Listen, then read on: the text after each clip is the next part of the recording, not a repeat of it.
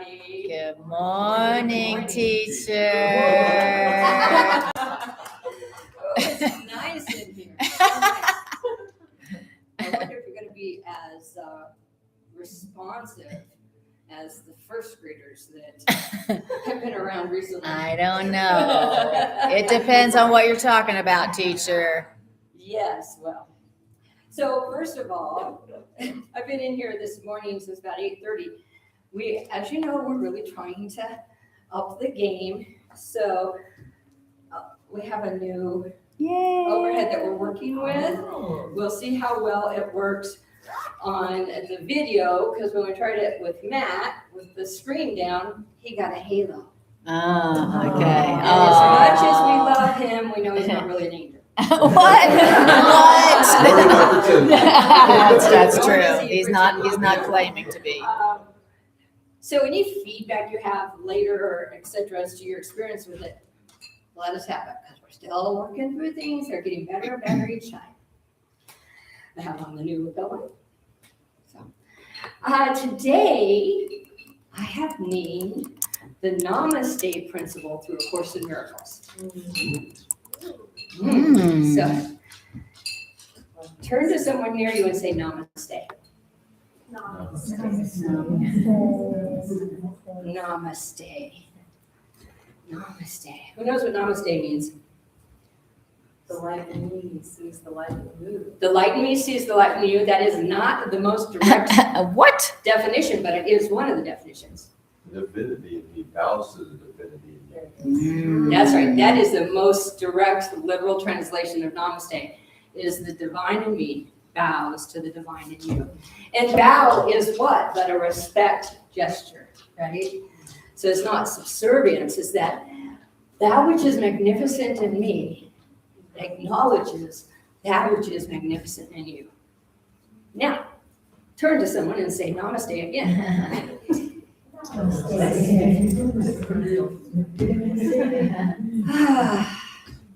How does that feel? Feels great. It feels yummy, doesn't it? So I always wait until Spirit tells me what I'm going to teach, and then I dive into it. So it was about Tuesday or Wednesday this week, I woke up and I heard lesson 158.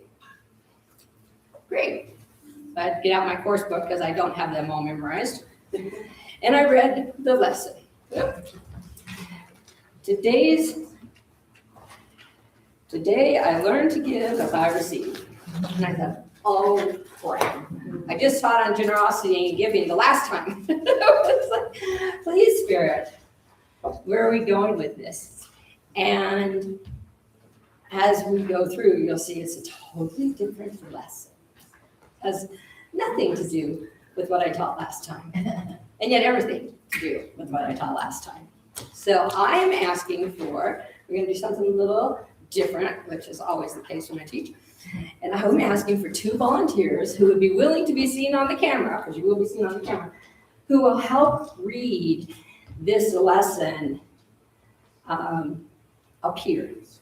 Is what we're going to do to start is meditatively go through the whole lesson, and then we'll go through the different sections. So do I have any volunteers that are willing to sit up here, because you're going to be on camera? And I have 2 people that were voluntold if I don't have any volunteers. All right. Come on up, All gorgeous. right, Heather. Let me just do one thing to make sure this. Go on. And you're gonna give me what to read, or do I need to read my book? You need to bring your book. We're going to be reading lesson 158. Anyone else? All right, you guys. Yes. This is how community works, right? That's right. So as I was reading this lesson, it really made me think of the many times that in community we gather at each other's homes or in the park or wherever, but oftentimes in someone's home, and we will read for hours.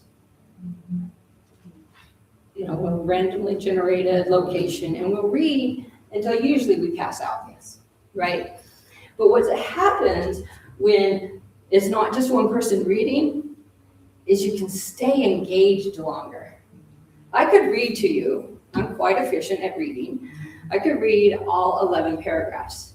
But I guarantee by the time I was at paragraph number 3, you will have zoned me out. Unless you were really dedicated and pushing through, and you might hear me into paragraph 5. Right? So what we're going to do is you two are going to take turns, one paragraph at a time, reading over the meditation music. And what we're going to all experience is you can either read along or you can close your eyes and just listen. What we're listening to is just the exact words as they come through a course, and then we'll go back and look at the various elements. So take a deep breath, everyone. You'll get your assignment, decide who's going first. Yeah, the same. I'm thinking it messes up if you have a different book. Is it the same? No, I believe it's the same in both. It should be Like the same. paragraphs will be the same Usually- and everything. Should be. Usually they are. Or not, like, Good to check. Yeah. So we're not. And then you'll need to hold the microphone up enough. Is it on? I don't know. I don't think it's on. And it's all the way over on? All the way over? Yeah. Yes. Okay. And so one paragraph handed over to the other person, and that paragraph. All right. Everyone online, welcome to A Course in Miracles here at the Rocky Mountain Miracles Center. And I'm just going to invite us to take breaths. Anna, could you turn the meditation music up just a little bit? Maybe down just a little bit. There we go. Perfect. Thanks. Today, I learn to give as I receive. What has been given you, the knowledge that you are a mind, in mind, and purely mind, sinless forever, wholly unafraid, because you were created out of love. Nor have you left your source, remaining as you were created. This was given you as knowledge which you cannot lose. It was given as well to every living thing, for by that knowledge only does it live. You have received all this. No one who walks the world but has received it. It is not this knowledge which you give, for this is what creation gave. All this cannot be learned. What then are you to learn to give today? Our lesson yesterday evoked a theme found early in the text. Experience cannot be shared directly in the way that vision can. The revelation that the Father and the Son are one will come in time to every mind. Yet is that time determined by the mind itself, not taught. The time is set already. It appears to be quite arbitrary, yet there is no step along the road that anyone takes but by chance. It has already been taken by him, although he has not yet embarked on it. For time that seems to go in one direction, we but undertake a journey that is over, yet it seems to have a future still unknown to us. Time is a trick, a sleight of hand, a vast illusion in which figures come and go as if by magic. Yet there is a plan behind appearances which does not change. The script is written.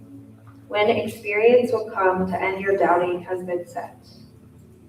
For we but see the journey from the point at which it ended, looking back on it, imagining we make it once again, reviewing mentally what has gone by. A teacher does not give experience because he did not learn it. It revealed itself to him at its appointed time. The vision is his gift. This he can give directly, for Christ's knowledge is not lost, because he has a vision. He can give to anyone who asks. The Father's will and his are joined in knowledge, yet there is a vision which the Holy Spirit sees because the mind of Christ beholds it too. Here is the joining of the world of doubt and shadows made with the intangible. Here is the quiet place within the world made holy by forgiveness and by love. Here are all contradictions reconciled, for here the journey ends. Experience, unlearned, untaught, unseen, is merely there. This is beyond our goal, for it transcends what needs to be accomplished. Our concern is with Christ's vision. This we can attain. Christ's vision has one law. It does not look upon a body and mistake it for the child whom God created. It beholds a light beyond the body, an idea beyond what can be touched, a purity undimmed by errors, pitiful mistakes, and fearful thoughts of everyone on every circumstance, all happenings and all events without the slightest fading of the light it sees. This can be taught and must be taught by all who would achieve it. It requires but the recognition that the world cannot give anything that faintly can compare with its in value, nor set up a goal which does not merely disappear when this has been perceived. And this you give today. See no one as a body. Greet him as the Son of God he is, acknowledging that he is one with you in holiness. Thus are his sins forgiven him, for Christ has vision that has power to overlook them all. In his forgiveness are they gone. Unseen by one, they merely disappear, because a vision of the holiness that lies beyond them comes to take their place.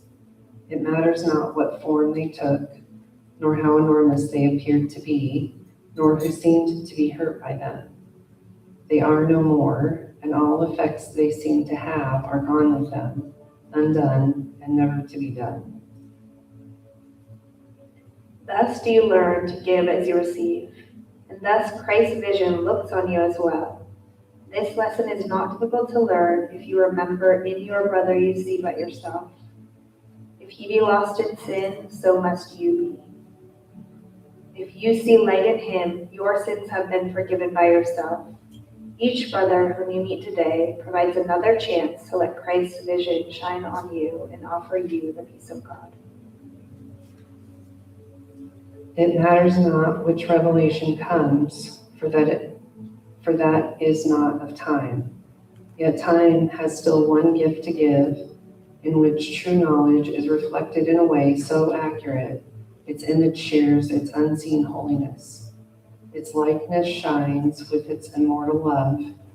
We practice seeing with the eyes of Christ today, and by the holy gifts we give, Christ's vision looks upon ourselves as well.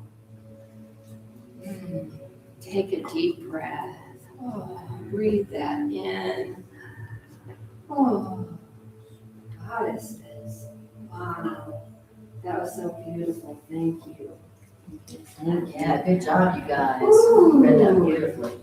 Isn't that beautiful? So beautiful. Are we done? It's Or do you- You are duty. I'm done with your duty for you to do that. Hey, you want to bring me that? Hey, microphone. Oh, now turn to someone with the eyes of Christ and say Namaste again.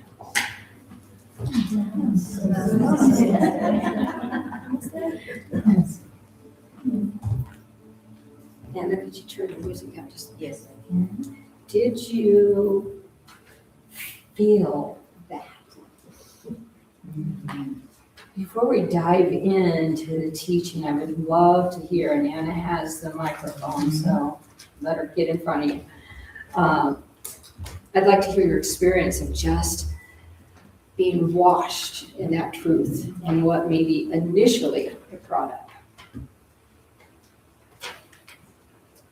And then I believe I turned off the mic. I have it turned on. Anyone have anything they want to share? Well, for me, I just love just hearing it in a meditative way. It goes in deep. It's like the perfect way to meditate, perfect thing to meditate upon. Yeah. Yes, I did. Oh. Well, I thought it was interesting that it seemed very, it's an important point that you couldn't learn it. And it wasn't something to teach. Yeah. But at the very end, it was saying, it's really not difficult to learn if you recognize what's going on. Yes, yes. You know, I love that you brought out that point, because one of the things I think often happens when we're reading A Course in Miracles is we don't get far enough into the story of whatever we're reading, whether it be the lesson or the chapter or the section, to hear the aha moment. That's why I wanted to read the whole thing together so that we had the aha moment, which was what we're here to learn is Christ's vision, right? And I would say Christ was, Jesus, as the example of the Christ did, was the best example of the Namaste principle of seeing the divine in others, walking out that divinity, but also seeing that divinity. And a lot of times I think we forget that we cannot actually walk out our divinity unless we are looking at the divinity in someone else. And well, we saw that in the lesson. Anyone else have anything they want to say before we launch in? Okay. So Course in Miracles, the workbook lessons, for those that aren't aware, actually have a rhythm to them and a sequencing to them. As you start in the lessons, it's dealing with, let's get rid of the debris of the world. What are you thinking and why are you thinking it? Then it works toward, and now that you're not thinking all those crazy thoughts, you're only semi-insane, then let's start to gather an identity. Who are you? Right? And then who are you connected to? What's your source? I'm fully sustained by the love of God, right? But then it starts saying, okay, now that you've gotten rid of these crazy perceptions, or you're working on it, now that you kind of understand that you're part of God's blessed universe, now it's time to take it out, right? And so 158 is right in that pivotal section where we transition from being predominantly focused on our workings and learnings and start to look at, now how do I be this really fully in the world? And it goes deeper and deeper into how do I do that as I go. You know, we're not halfway, 158 is not even halfway through the lessons, right? But I think it's important, when I got this lesson, I had already been thinking, I'm teaching on identity. It was sitting in the back, I'm teaching on identity. So when this lesson came to me, I was like, okay, I'm confused. I thought I was teaching on identity. And then I went through this and I thought, ooh, this is on identity. This whole lesson is about identity. But it's deeper than that in the sense of I was thinking, who am I? Which is a section, in the course. This is more about who am I and what am I responsible for? So if we look at 158.1, and you'll have to excuse me, but Kindle doesn't put the paragraph numbers in it. So if you see me doing this, it's because I'm trying to figure out where I'm at. What has been given you? The knowledge that you are a mind, in capital letter mind, and purely mind, sinless forever, wholly unafraid, because you were created out of love. Nor have you left your source, remaining as you were created. This was given you as knowledge which you cannot lose. All right, it was given as well to every living thing, for that is the knowledge only does it. That knowledge only does it live. I hated the word mind every time it showed up in A Course in Miracles. I hated it. And I was like, Spirit, what the heck does that mean? Because I grew up in a world where mind meant intellect and education level. How many else in here grew up under that? Mind means use your head, not your heart, right? And so for me, that was horrible because it was telling me it was devoid of heart. And so when I first encountered it and I kept reading mind, you are mind, you are mind. I am more than a mind. You know, I've got a heart, I've got senses. And then Spirit was generous enough to help me understand Course in Miracles representation of mind. Mind is consciousness. And when we see M capitalized, we can think of the collective consciousness like Carl Jung just expressed, right? There's this wholeness, everything all together. And then the lowercase mind is our individuated consciousness. Another way we could say it is I am spirit, because that's what probably crazy. Why don't you say I'm a spirit? Well, you know, you have to think about where Helen Schucman was coming from. She's receiving this, and no way on earth could she probably have received you are a soul or a spirit initially, right? Because she didn't believe that. But consciousness, because she was a psychologist, shared consciousness was an easier way to come through with truth that's equally true. Right? To say I'm a mind, to say I'm spirit, when you're recognizing that we're talking consciousness. We're not talking how well is your brain trained. So you are consciousness. Knowing who you are consciousness. You are an essence beyond this body. I want you to feel into all the aches in your body right now. Everywhere you hurt. Guarantee I have aches in my body. But you have aches in your body. You are not that. No, you are not the freaking pain in your shoulder. You are not the knees that crack when you stand up. You are not the fingers that hurt after typing too long. The ego loves to use the body to get us so narrowly focused that we feel that's who we are.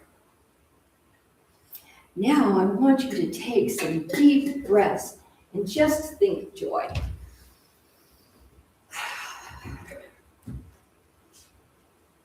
Imagine joy. Let your body feel joy in whatever way you want it to.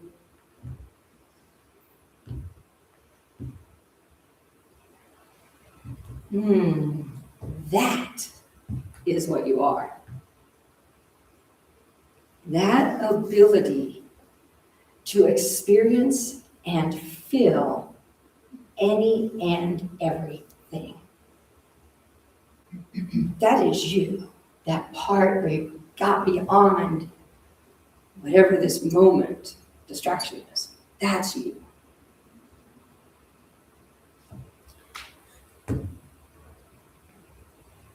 Before we can see the value of another, and before we can see the freedom of another, we have to see our value and our freedom. It says, I didn't write the course, it says that the me that is truly me is wholly unafraid. Wholly unafraid. Holy number of things that you're willing to do because you know you can't be hurt. How many of you in here feel wholly unafraid? Anna, if you're going to confess, you do. Just hold I was the going to mic. call out anybody who did raise their hand. So obviously, if we even have this much fear going on, we haven't tapped truly into our own identity. Right? I will say I'm far less fearful today than I have been in the past. And I know myself more and my true identity more than I did in the past. But I definitely will say, I don't know who I am fully. If I did, I'd be walking with a lot more confidence. What do you think? Absolutely. Yeah.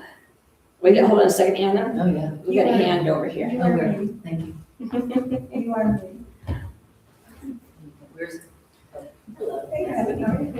I was just going to say, you are me. Yes. I like how me looks in that shirt. Yeah.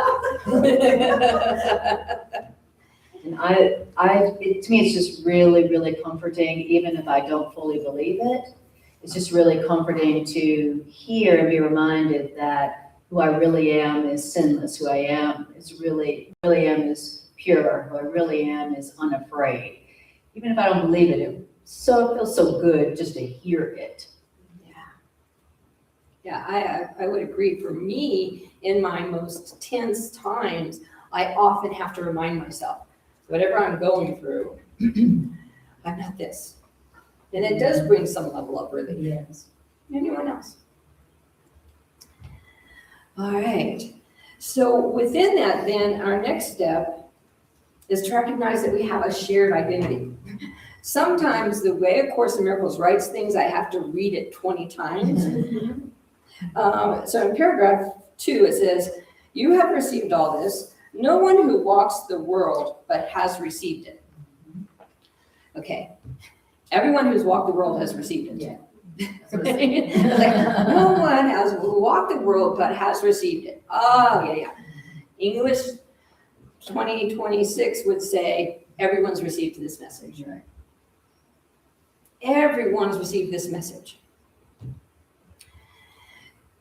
Through the Creator. In the instant before they ever came to this planet, it was instilled in them. I know I'm perfect, whole, complete, safe, unafraid, joyful, and happy at my core essence. As does everyone on the planet have that knowledge within them. I want you to think of the person that annoys you the most on the planet. The one that you cringe to hear the name. Insert the name. That person is purely mine, sinless forever. That person is wholly unafraid. That person was created by love. That person is still connected to Source and will remain connected to Source. Whomever that person was, just like you said, right? You are me and I am you. They share the same identity I share. So I cannot have the identity of being this beautiful spiritual being and think of someone else as the scum of the earth. Right? Yes. It doesn't work.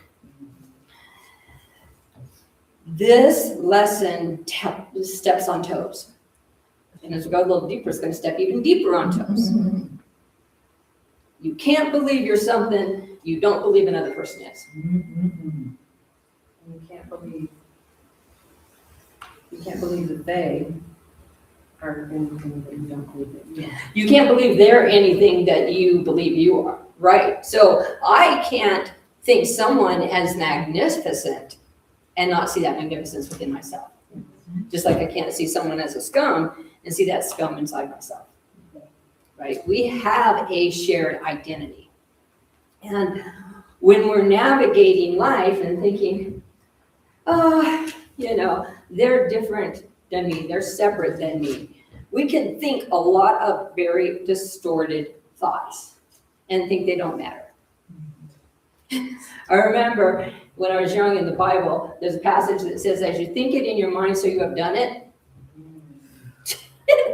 Uh-oh. And I used to think, oh my God, Lord, what have I thought, And I think it was murder, adultery, I can't even remember what the court concept was it was tied to. It's like, I've never murdered anyone. Have you thought about killing someone? Oh yeah, my siblings every day, right? And so that's what this message is also telling us. It's aligned with that, is you can't think of another without the collective consciousness. In this world, Carl Jung brings in collective consciousness, and that we are all connected. So I can talk to Heather about Matt. And even if Matt doesn't know, Heather and I talked about him, there's an aspect of Matt that has picked it up. So if we were talking lovingly about him, and he happens to come in through the center and see us, then he's gonna feel joyful and he's gonna come up and he's gonna give us a hug. If we were bad-mouthing him, he's gonna feel that. And when he comes to the door, he's gonna be less willing to greet us with a smile, and he's gonna come in hesitant, because he can feel something, even if he doesn't know what's going on. Ever experienced that? Yeah. Yeah, sure we have, all of us have. We're all far more empathic and attuned than we realize. Yeah, because we're one. Because we're one. We're contagious. You know, we are darn contagious. So please be contagious in a way you want people to catch. That's right. Don't need a mask for that. Exactly, no mask. Unless it's a Halloween mask. I love Halloween. Stop telling people who they are. This was really stepped on my toes. So 7, like this is where I have to count, okay? Okay, experience. Okay. Basically, no one who walks this world but has received it is not this knowledge that you give. It is not my responsibility to tell you who you are. Because that was given by the Creator at time of creation. And it can't be learned. So I can't have an identity that I'm going to teach you how to be. So me telling you who to be is not going to be very helpful. Course in Miracles says that we are all on our own individual curriculum. And we will all accomplish our curriculum 100% of the time. We all pass. Yeah. No one fails to accomplish their curriculum. But everyone's curriculum is different. So I grew up Southern Baptist. Many of you heard this story. And so in Christianity, there are different sects. Not all sect, S-E-C-T. Not all sects. Come on. Yeah, making sure YouTube knows what I'm saying.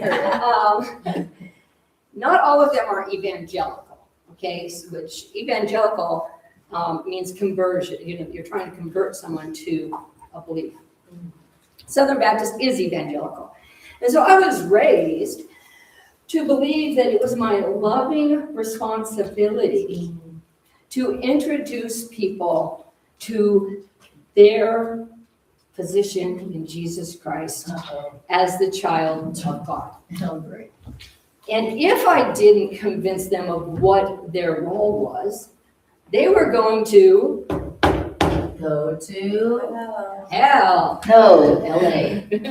So if I loved you, I was going to do everything I could to get you to see your identity as a Christian, right?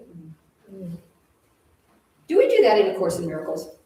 Anyone who says no, I'm going to Still hot coffee. have Anna take the microphone. Right? It's very easy when we find a path that works for us to feel like it's going to work for everyone. And the tendency is to want to say, this is your answer. Of course, Miracle says there are a million ways to God. This is one of them. So one of the things we have to learn, and it'll take us into the next point, is experience and revelation are for us. Yeah. Remember the first time you read A Course in Miracles and it sunk in? Because I read it several times before it sunk in, okay? So when it sunk in, you're like, oh, that actually feels good on my soul. Or, oh, that hurts like hell, but it's good for my soul, right? That was a revelation for me. That was an experience for me. I remember sitting, my favorite lesson, you're not supposed to have favorites, but I do. My favorite lesson is lesson 50. I am fully sustained by the love of God. I use it all the time. And the first time I read it, I was going through a significant crisis in my life. Going through a divorce, it had been an abusive situation, so I was really, and I was unemployed. So I read, you are fully sustained by the love of God. And of course, the first thing I got was, yes. But then the second thing that came through for me was, if that's true, how do I tap into it? Right? Now, you've just heard my experience, but you don't know the emotions. You don't know the layers that it tapped into me. You don't know the zillion ahas that I got through that experience. You have the Reader's Digest version. How many of you in here know what the Reader's Digest is? I realize that's a pretty old reference. Too long didn't read. Yeah, right. It's a new one. Exactly. And our Cliff Notes, right? Yeah. Read the book by Cliff Notes. We try to explain what we experienced to change someone else. But our experiences never change someone else. Nope. Stop taking it off my head. If you look at experience can be shared, cannot be shared directly in the way that vision can, which means what we're here to learn how to do is share vision, right? Revelation that the Father has given to the child is one that will come to every mind, meaning each of us will get our own revelation. Then this last one, yet is that time determined by the mind itself, not taught. Now, what do you notice about the mind in that paragraph, in that sentence? You're asking me? Oh, yeah, you'll see when you see it. Jan just said it, it's not happening. It's not capitalized. You said it. That's not capitalized. Matt often helps us notice cap versus not cap. In this case, because in this lesson, capital M was used, we know this lower case is intentional. That means, if I go back, yet is that time determined by you, not taught by someone else. I'm going to finish my curriculum on my time, exactly perfectly the way I need to.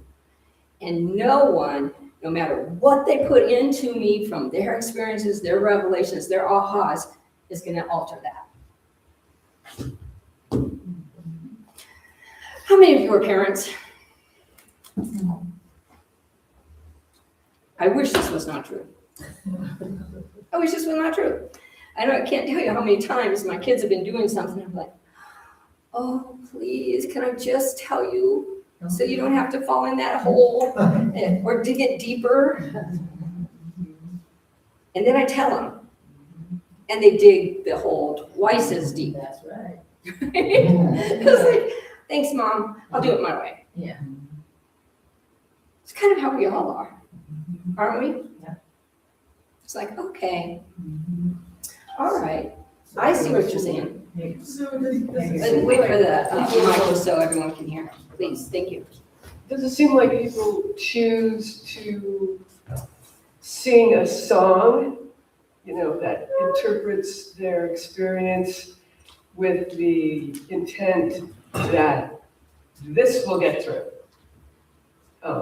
not, I can't teach them, I can't tell them, I can't do the sign language unless I'm Anne Bancroft, or, but I could maybe sing it. And, I mean, is that I love that. wonder? Yeah, I'm thinking about your question as you're asking it, because I think it's very valuable. I think my answer to that is twofold. I believe that songs that become successful are songs that speak to our shared identity, right? I've had this experience, you've had this experience, 1.5 million of us have had this experience, and now it's a popular song. And at the same time, I do feel that most songwriters, most authors do so to try to get their revelations and experiences in words to influence others. At the same time, I don't know how many in here are really moved by music, like you learn more through music than any other way. I guarantee when I hear a song by Taylor Swift, right, that Taylor Swift at 33, 34 isn't living the same experience I'm living. So the words she uses are giving me a revelation that's unique to me, even though she penned them, right? So I'm not tapping into her life experience. Those words are tapping in to give me a new revelation. Does that make sense, that answer? My interpretation of what she's saying is unique to me. Yes, my interpretation of what she's saying is unique to me, exactly. How many of you have ever had a revelation and thought, the whole world needs to know what I know now? Every day, right? Right? It's like, yes, I've been waiting. That's the thing that's going to make me a billionaire. We might as well tell the whole world. And then you tell the first person, and they're like, oh, that's nice. That's nice. Oh, that impacted you, didn't it? And then it's like, what? It's not enlivening you? Course in Miracles is saying, this is where it steps on our toes. The world is not about you. You are not the center of everyone's universe. Oh, there. Doesn't wanting to share that though mean that you care about everybody else? Because if something is like really revelatory to me and I want to share it, it means that I want you to have that same experience. So it's kind of empathic in a way. And that's where A Course in Miracles would say no. A Course in Miracles would say that a revelation is for you and that you can share the experience. It's not saying no, share the experience. But know that you sharing the experience doesn't impact the other person the way you would think and hope it would. That it's not our responsibility to try to navigate. And as parents, believe me, I know anyone who in here who hasn't tried to help their kids navigate life different, AKA try to control the way they act. We've all done it, right? But A Course in Miracles is trying to say, listen, stop doing that. That's not what helps you connect. Because you know what that is? That's actually a power above behavior. But on the flip side though, if you don't share your wisdom with your kids, then later on they're like, my parents didn't really care about me. They never looked out for me and all those things. And if you do share it, even though they may not listen, down the road, they'll know that you were there to protect them. And That's not what this is. Do you hear the? I'm not sure. Could you turn the? Maybe it's too close. That now stop. I was trying not to talk loud. It was too close. No, you were good. No, because you can use it up here and it doesn't do that. Yeah, So it was a little too loud. close. So there's a difference between shared wisdom. Right. And revelation and experience. Okay? Wisdom, I love quotes. I love famous quotes. So I collect quotes, I read quotes. That's somebody's wisdom. Okay? The wisdom are the words that we're sharing that someone can do. Will you turn off the mic? So, the wisdom is not the revelation, right? So the revelation is, what did it do inside of me? You know, I heard divine say, you are fully sustained by the love of God. And so I'm sitting in that and saying, oh, yes, that means ... Now I take that to my 32-year-old daughter and tell her she needs to do what I did, because I learned it through revelation. That's where the misstep becomes. I can share, well, when I had an experience like this is what I did because this is what I felt. It's not telling her that that's the path she needs to walk. Does that make a difference? So sharing your experience versus sharing wisdom. Yeah. So is that I'll hold on also? a second. Okay. Sorry. So I think you're saying the same thing but different words. I think the vast difference is sharing wisdom. Maybe God's Spirit has prompted you to share some wisdom, but when you share it, it's not coming from a space of control and manipulation, forcing an outcome, versus I'm sharing from my heart. This is something that Spirit is guiding me to share with this person. How they receive it and the outcome that transpires because of that is none of my business. Yes, so I'm looking for the specific word and verifying that it is, but it said that's not ours to teach, right? It's not ours to teach. I can share my experience, but when I'm sharing my experience with the intent to teach, I am in a teacher-student power struggle, not equals. Right? And of course, in Miracles is asking us to learn how to relate as equals. Does that make sense? Okay. Oh, well, that if there's if a teacher knows a technique of something to do that's passed down for generations, and you say, oh, I have the chance to learn this because it might help me.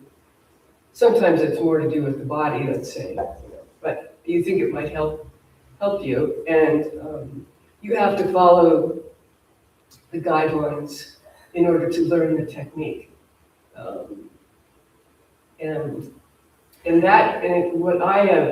One person I know who was a teacher for me in Course in Miracles said, I've learned every yoga I've done, I learned every kind of meditation, but only Course in Miracles is the fastest way to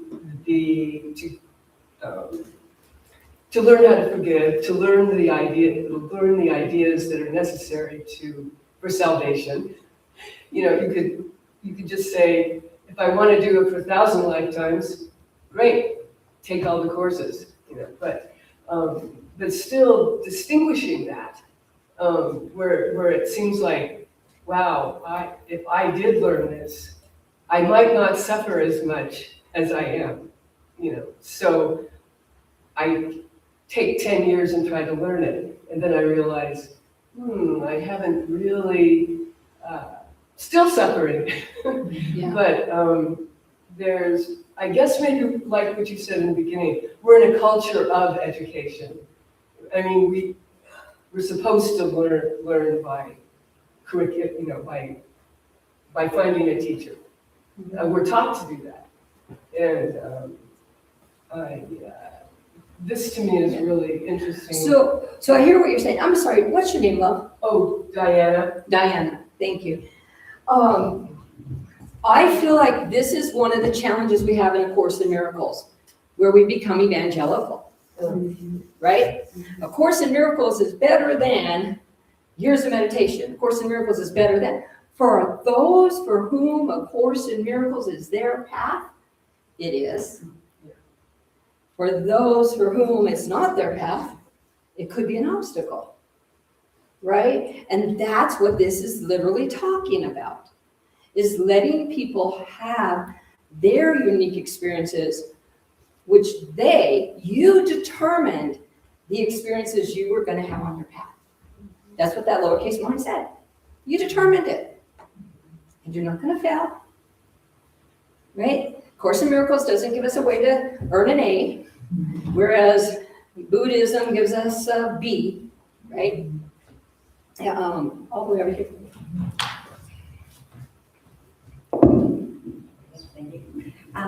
Well, I'll just throw out, this is a wonderful example of the insidiousness of the ego because time isn't real. Say that again, honey, say that a little louder, I didn't hear it. Time isn't real, but it's like, oh, you do this, you'll save time. It's just a wonderful way to back right into it, just actually right into there. I live in a place that has a giant waterfall. It's probably 30 feet high and 45 feet wide. And there's something about this place, there's all this spirituality that I really think it's the waterfall. We have the third AA meeting in the world there. We started studying the course before it was printed. We just had the manuscript. So there's all kinds of examples, and there's evangelical examples as well. So at this point, though, a lot of us in program are looking around at our kids. I have a 40-year-old and I have a 33. I always say to them, but this was for me. It's not for them. And why wouldn't they? Alcoholism is the wonderful thing that takes you right to God. There's nowhere else to go. There's just nowhere else to go. It's the gift that just keeps on giving. It's an experience. And why would they're going to choose me? Why wouldn't they be? And why wouldn't I have alcoholics on both ends? Parents and kids. So but all the work that I think we do it's for us. Yes. It's for us. Yeah. Although there have been times when I have said, my older son's in kind of a situation, I said, you can blame it on us if you go to Al-Anon. You can blame it on us. Getting it well. You're the adult child of an alcoholic and the adult child of 4 grandparents. You can blame it on us. I'm of course picking up the wife, but Yeah, so I'm gonna bring it back just because we're running very short on time. Thank you, and I think that's a great example, right? Who would ever wish for their child to go through an addiction? And the people I have met who have the most amazing stories and ways of connecting with other people and empathy beyond compare often came from experiences of addiction. So at the time they were in the addiction, if I was trying to assess their path for them, I'd be saying, oh, no, you should not go there. No. And I will confess, I have 2 children who have dealt very deeply with addictions, right? And so believe me, there were times I was trying to get them off that path. In a lot of ways. But fast forward and they're out of the addictions. Ooh, it's gonna make me cry. Give me a minute here. The amazing beings they are today, the ways that they can connect with people and with people's struggles, even better than I can at times. So now I look back and I would not take that experience from them. That's what this passage is telling us. Everyone's journey is so important and so valuable. And we don't know anyone else's path but our own. We have to be careful to trust the unfolding journey. Okay, trust. So if we go into 3, the time is already set. It appears to be quite arbitrary, yet there is no step along the road that anyone takes but by chance. Again, ACIM in 2026, nobody does anything by chance, right? Nothing happens in our life by chance. none of you are laying on the ground in front of me, not breathing. So that tells me you're all alive. And that tells me you're not at the end of your journey. Who stops reading a book in the middle of the book and believes they know the whole story? Now, if you're like me, you cheat. Yeah, Greg, I believe that. If you're like me, you might cheat and go read the end of the story because you don't, I've had a few books where they were going too slow. And it's like, fine, I just want to get to the end. And go read the end, right? My life has not been so boring that I want to go read the end yet. Right? I'm not fast forwarding to the end because there's been so much in my journey. I'm in a place in my life that I really do trust my journey to the Spirit. Like we said earlier, I can't see something in me if I don't see it in you. So I can't trust my journey to Spirit if I don't trust Greg's journey, right? If I don't trust that every experience he has when he's out playing poker is exactly someone who was intended to be in his life at that moment. And every card that came up in his hand was exactly the card he was supposed to have at that moment. Sometimes it's a winning card, sometimes it's a losing card. But either way, it's what in that moment he needed on his journey. We don't always get to choose the cards we get dealt. Or do we? Talking in reference to Bible stories. Mm-hmm. Hold on, yeah, the one where Here you go. I know you know the one where Jesus reappears after the crucifixion and he's on the shore and the disciples are like, is that Jesus?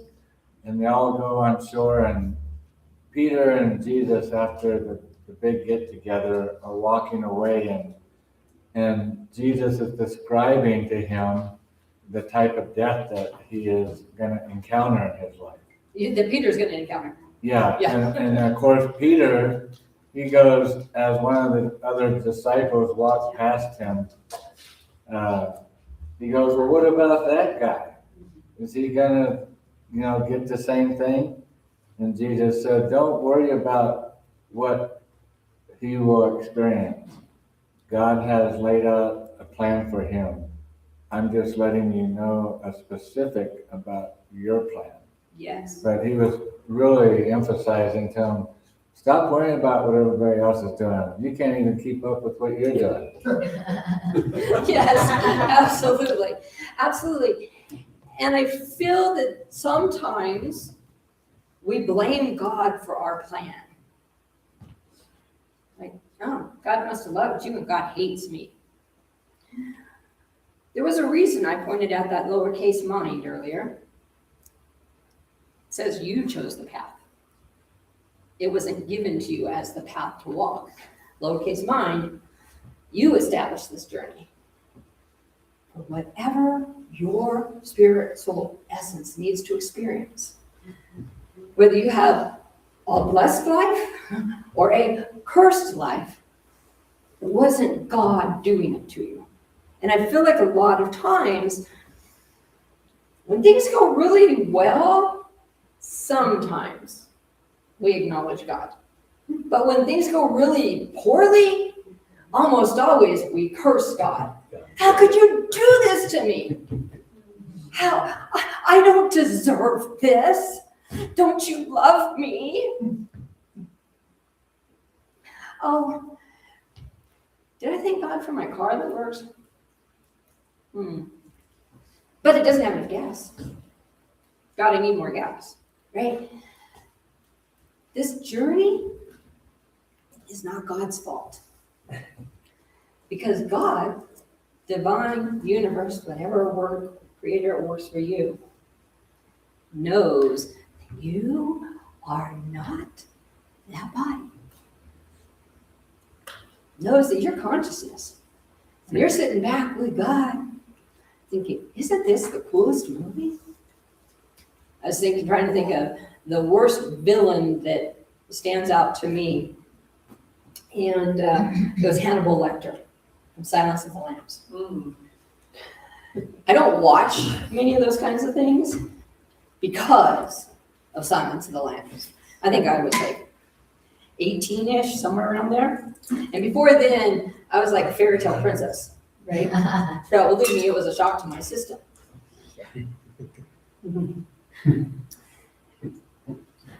Anthony Hopkins, I believe, is the name of the actor who played that role. Is that right? Yes. Yeah.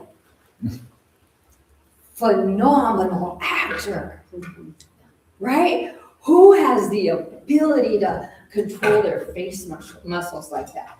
The tone of their voice, the movement or lack of movement, which was the scary part, right? That he could be so still. Phenomenal. When we look at actors on screen, we think, oh, great actor, horrible actor, whatever. But we realize they're acting. And then I look at you and your seats out here, I sometimes forget you're acting. Right? Sometimes forget you're acting. And that's what this passage is trying to get us to recognize is you're not those actors you're exchanging interactions with. This is where we get in to recognizing we feel like we're stuck in time. You know, you said earlier something about time. Time is a challenge, or time doesn't exist. Time is a trick. It's a trick. It's a trick. That's what the passage says. Time's a trick. Time's a trick. If I know, can't remember, a long time ago there was a movie, and this person could look at people and knew how many days they had left before they died. I couldn't even remember the name of the movie, but look at Heather and I see 50 years. Then I might look at someone else and I see 25 years. I might look at someone and it's a number of days. And this person would look at someone and they had a short period of time before they die and would try to interrupt life so that person wouldn't die. Almost always, the interruption caused the death. Right? It's like, oh, if that person had come in my life, I might have lived 40 years, right? But their intervention, their trying to help, actually caused the death. And so, but when we think of time, and we think, I am this body, I have one life, I have to live it, and then I'm dead. We can't understand the value of experiences. Whereas if I take off the time, does it matter if someone who's in the addiction of alcohol, for example, gets out of alcoholism at 28 versus at never till they die? Think about it. If someone stays in, Yeah. Time is a trick. From this section, what I gather is that time is a trick because the truth is that we've already woken up. That's right. You know, that time, the time, there will come a time when everybody accepts that they and God are one. That will occur. And according to this, it has already occurred, which means whatever time I'm taking till that end that has already happened is meaningless. It's already happened, but I'm acting like it hasn't happened yet. And I'm acting like, oh, maybe the end won't happen. But really, it's already happened, and that's why time is a trick. Exactly. In my perception. So at the end of that chapter, thank you, that's where I was going, for we but see the journey from the point at which it ended, looking back on it. Imagining we make it once again. Reviewing mentally what has gone by. So what we're experiencing right now is a reflection. What already happened? It's happened. We're already sitting up having, Mai Tais in heaven, who knows? But chilling, right? And saying, what, that story, Hannibal Lecter's done, right? Turn him off. But we get deceived by that in our experiencing of life because it's hard. Course in Miracles tells us our eyes lie to us, right? It's hard not to believe the eyes. told you, this section really wants us to go deep into, because we're turning, we're heading in a new direction with the lessons. Only vision can be shared. This passage in the Bible, it says, without a vision, people perish. And when we pair that with what A Course in Miracles calls vision, what does A Course in Miracles call vision? Seeing the truth. Seeing what truth? Seeing the truth as God created it. Okay, seeing what truth as God created it. And you say, what is vision? Mm-hmm.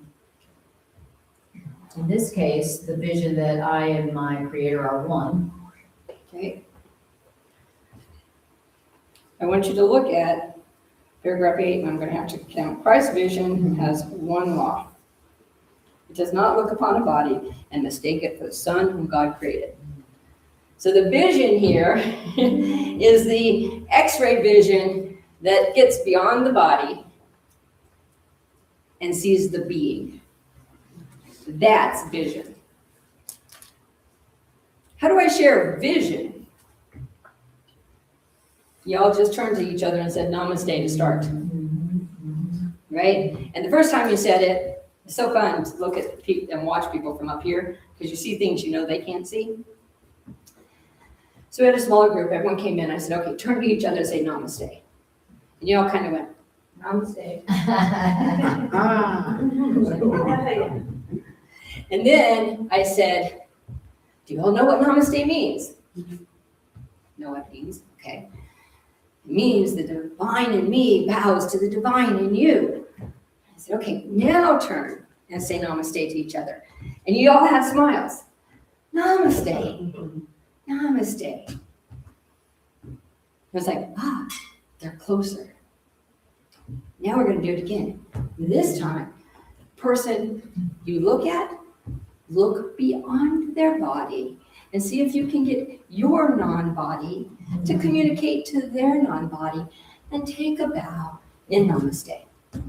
Namaste each other. Exactly.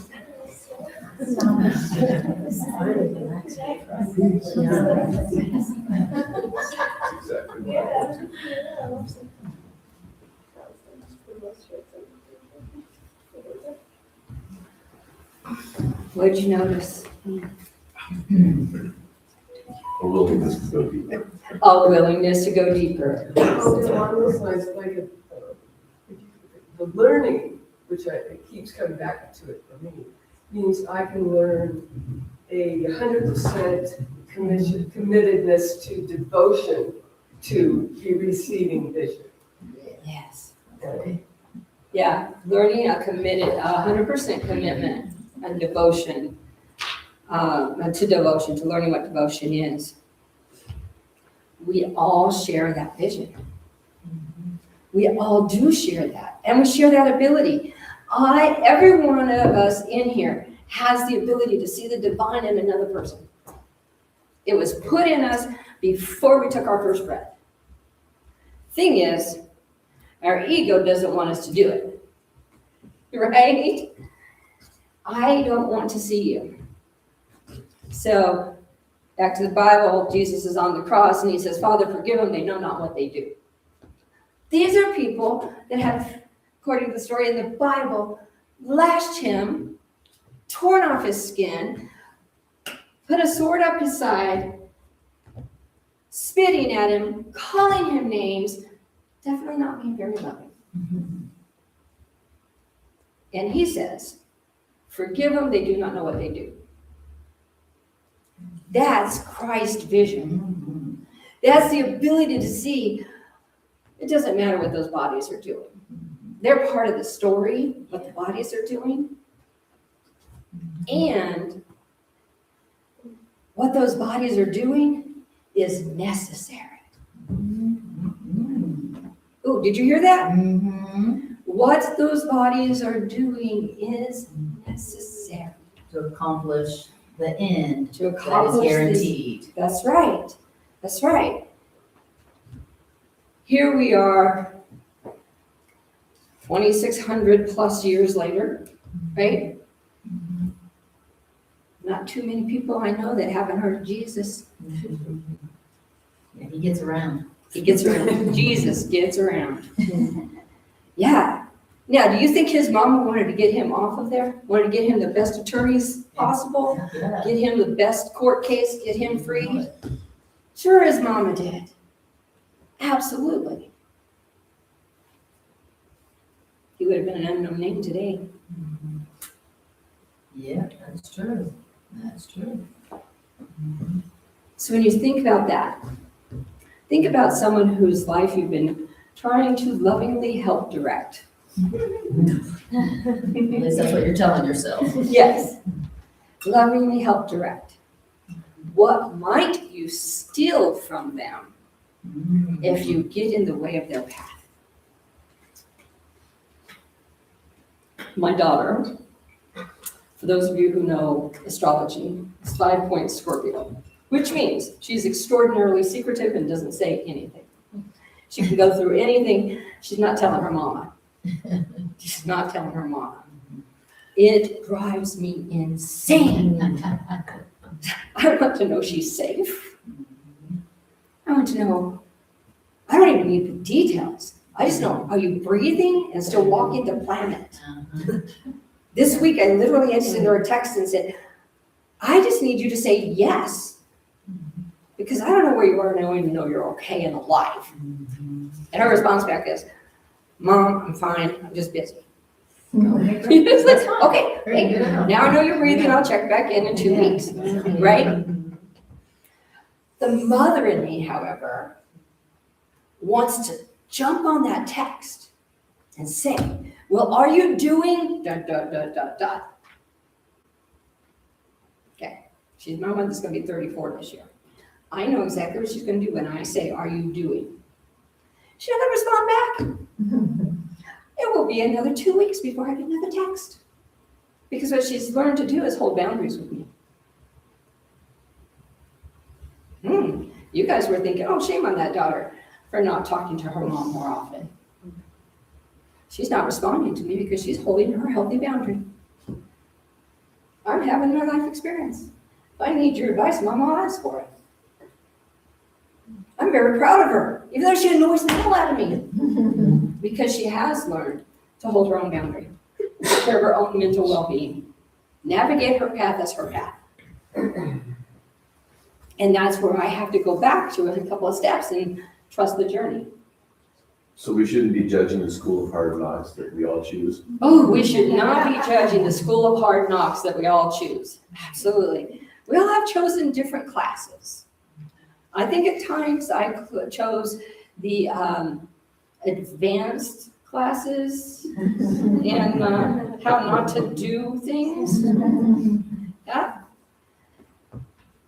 And that's a great lead into acknowledging. So 158.10 is really trying to get us to acknowledge our oneness. Okay. Thus do you learn to give as you receive. Christ's vision looks on you as well. This lesson is not difficult to learn. If you remember, in your brother, you but see yourself. Back to the statement you made earlier would be about I am you, you are me. If you see light in him, your sins have also been forgiven. Each brother whom you meet today provides another chance to let Christ's vision shine on you and offer you the peace of God. Everyone in here is an opportunity for you to see yourself better. And for the light and peace of God to shine on you. Only if I'm willing to see in that person myself. And see that person in myself. So, one of the areas I drive by frequently has homeless people at the corner, right where you have to stop when the stoplight turns red, right? And I worked for the homeless community for years. I love to talk to them, love to communicate. even with that experience, I have a hard time when they're standing right here and I'm at a red light and I don't have any money or whatever. It's like, okay, how do I connect with them? This lesson helps me connect because I can look at them and I can smile and I can see that this is exactly, for whatever reason, the journey they're supposed to have. And beyond that body that I see standing right there with a sign, vet, Vietnam vet or whatever, asking for any quarter that counts, beyond that sign, beyond the dirty body, I can see the heart. I can see the spirit. I can see oh my God, God's just standing right there on the corner next to me. Hi, God, how you doing today? Hi, God. I bought water. You want some water? Hi, God, I have a smile for you. Hi, God, you're doing a great job on your journey. You are going to ace this path. Guaranteed. I read the book. It says you win. That's right. Right? Seen the ending. That's right. I'm just coming to tell you, you won. You've succeeded. You got an A++. Right? 100 GPA 5.7. On a 4.0 scale. You did it. Now, how would your life be different if you went through that experience every time you parked next to a homeless person? You wouldn't be so afraid of being homeless yourself. Yeah, you wouldn't be so afraid of being homeless yourself. You maybe wouldn't feel as much guilt about the fact that they were in that situation or that you didn't have $1 to give to them. Those bodies don't need the dollars we have for them. They need the vision we have for them, which is that, right? Christ's vision. They need the vision. They need that loving vision. They need us to hold that vision until they can see it themselves. That's right. When I worked with the homeless, I had one lady, I love her to death. She was deaf and mute. I do not know ASL. She did an excellent job of communicating with me. We would get our phones out. And we'd just text back and forth. So she'd come in, she'd just sit, she weeped. Right, she'd been out on the street.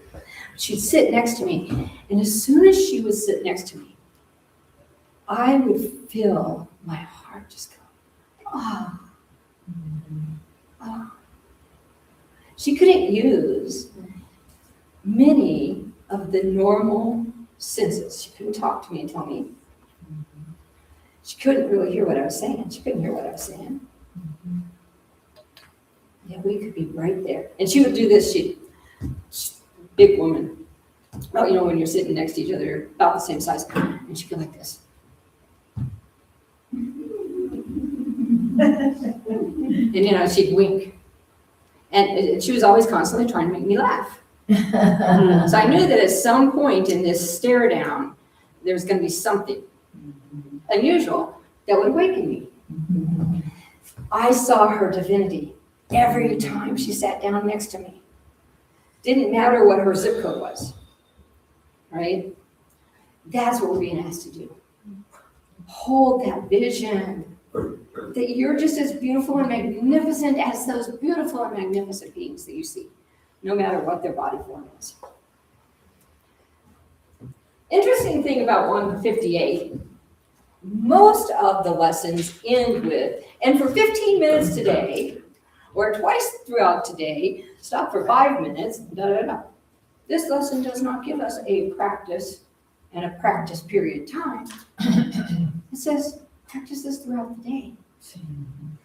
Because here's the thing, if I arbitrarily practice, it's kind of like selecting my own miracle, right? Oh, I'm going to practice this with Bill. I like Bill. I can see the divine in Bill. Let me sit down and look at Bill. Oh, Bill, namaste. Yes, I feel your namaste back to me. Right? That was pretty darn easy. Oh, I mastered that practice time. You're almost in line. What about the person that cuts me off? I almost got hit driving out of here.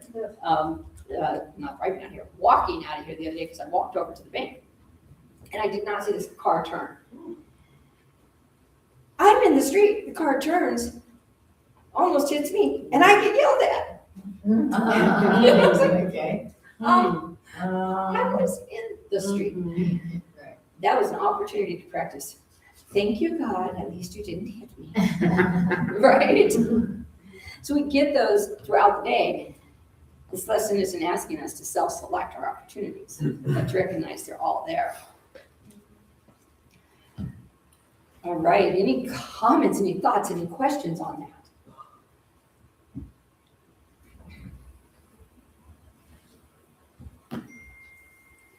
Raise your hand if your toes got stepped on. Okay, come back and admit it later when you have to implement it. Because the reality is that is really what A Course in Miracles tries to do. Not to be cruel, but to awaken us to our habits and our behaviors that are creating separation. How I see you differently than me creates separation and doesn't allow me to see you as me and me as you.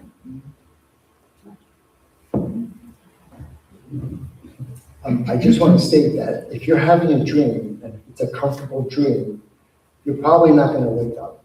Yeah. Very good. Love that. If you're having a dream, this is the comfortable, yeah. I'm going to stay in bed. I have a comfortable bed. I'm not going to go deeper in this one. Good point. Very good point. Oh, you have a hand over here? And then Anna, I heard you two start that. It's very much on the same lane of your triggers are your blessings, right? Like, as hard as you're being punched, like, listen to the message earlier. Yeah. Like, did you have to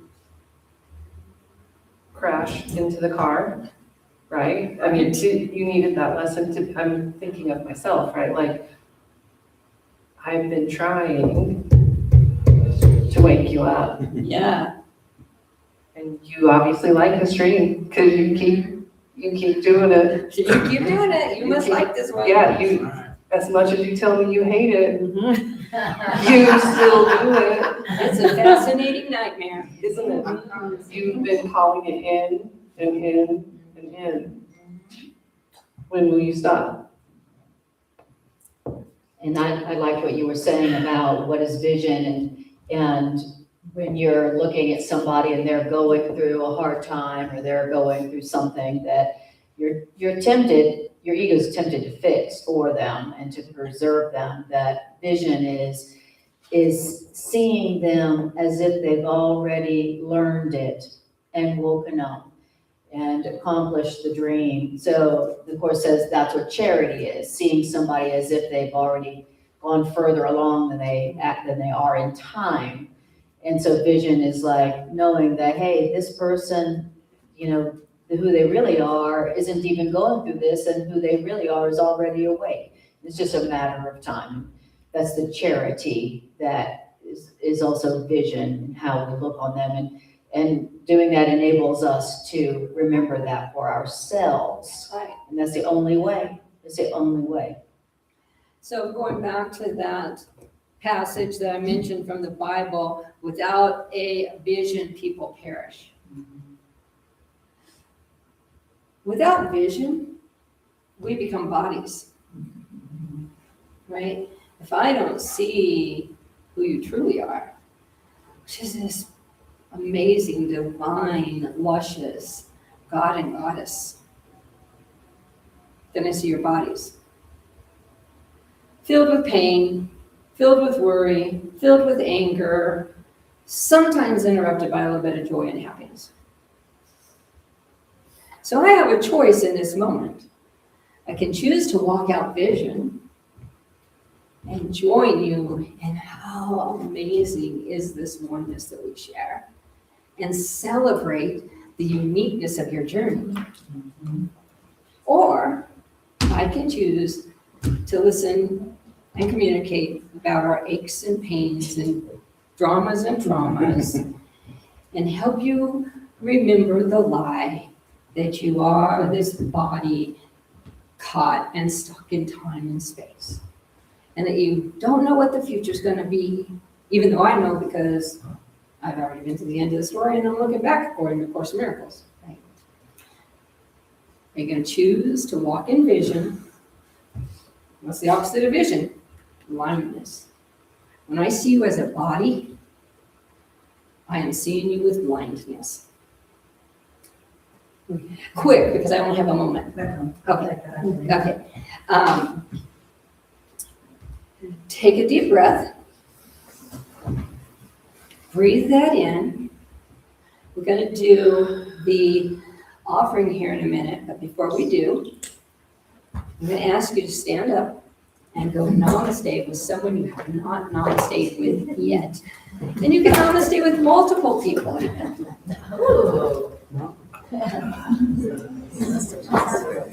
Not right. No.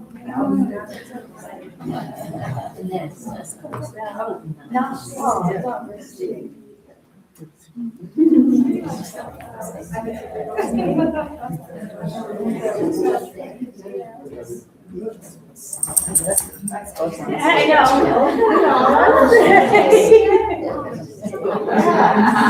Yes.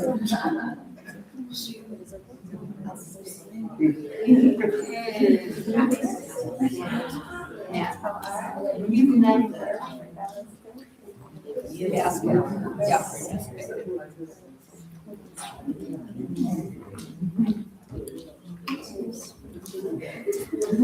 Oh, for those of you who are online, I hope that you get the opportunity to namaste with loved ones today. All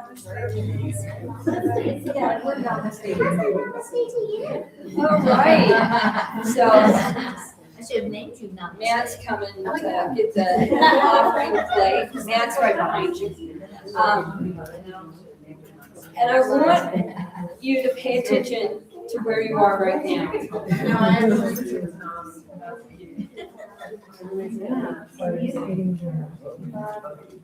Pay attention to where you are right now. What are you doing right now?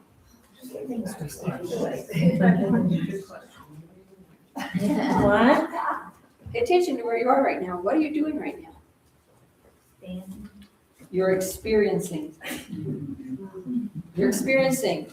You're not sitting, listening to me didactically teach something. You were just giving yourselves the experience. And this is where earlier in the lesson it said, experience and revelation is personal. Every one of you were given the same assignment. Go namaste with people.